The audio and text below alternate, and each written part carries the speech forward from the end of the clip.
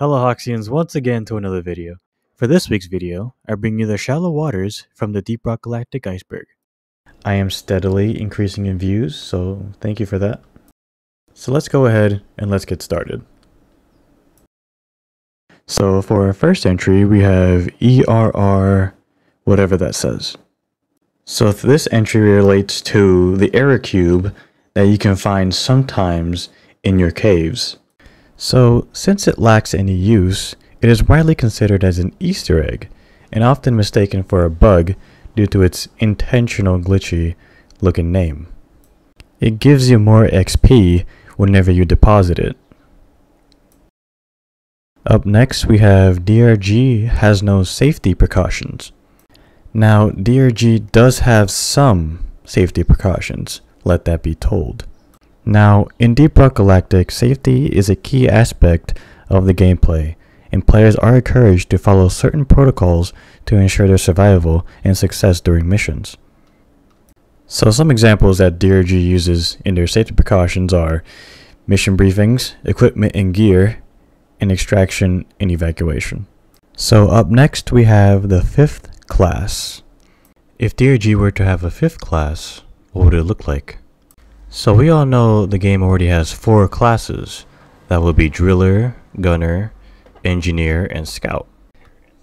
Now if a 5th class were to be added to the game, it will most likely have support or leadership capabilities.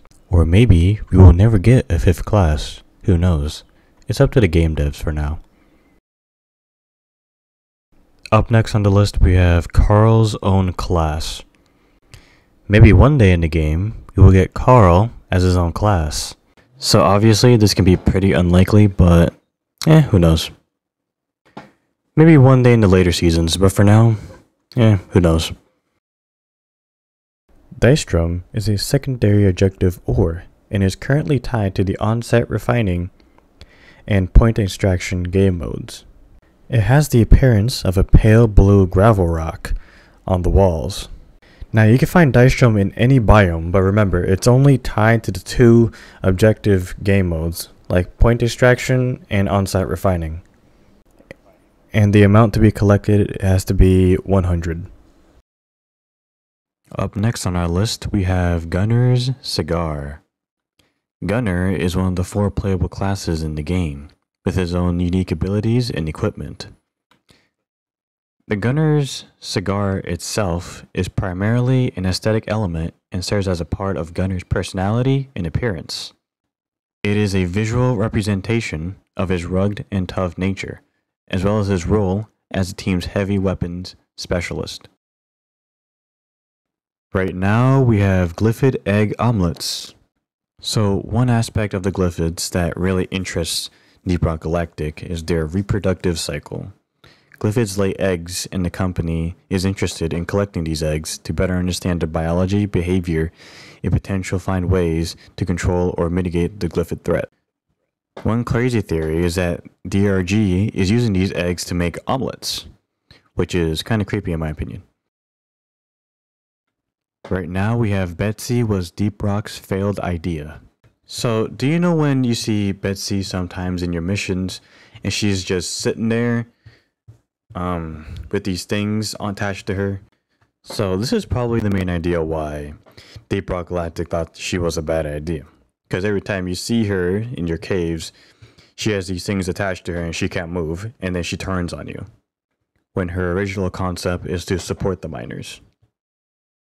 For our next entry, we have that Elite Deep Dive's last mission is Hazard 5.5.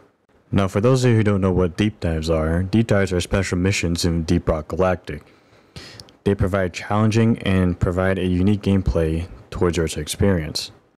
So currently Elite Deep Dives hold the highest hazard rating in the entire game, with a peak hazard rating of Hazard 5.5. Right now, for our next entry, we have Lootbugs multiply consumed minerals. Now, for maybe those of you who don't know what a lootbug is, the lootbug is a passive creature on Hoxxes. It can be found in every region of the planet. It is a large, grub-like creature with many eyes and a chubby body. Now, lootbugs like to consume minerals, so whatever minerals they consume are added to their internal total, and will be released upon their death with a 1.5 multiplier. Now for our final entry on today's list, we have that Driller is a war criminal. So Driller's primary weapons consist of a flamethrower, that's a war crime. His sludge pump is considered chemical warfare, and his cryocannon can be considered something called cold cell torture.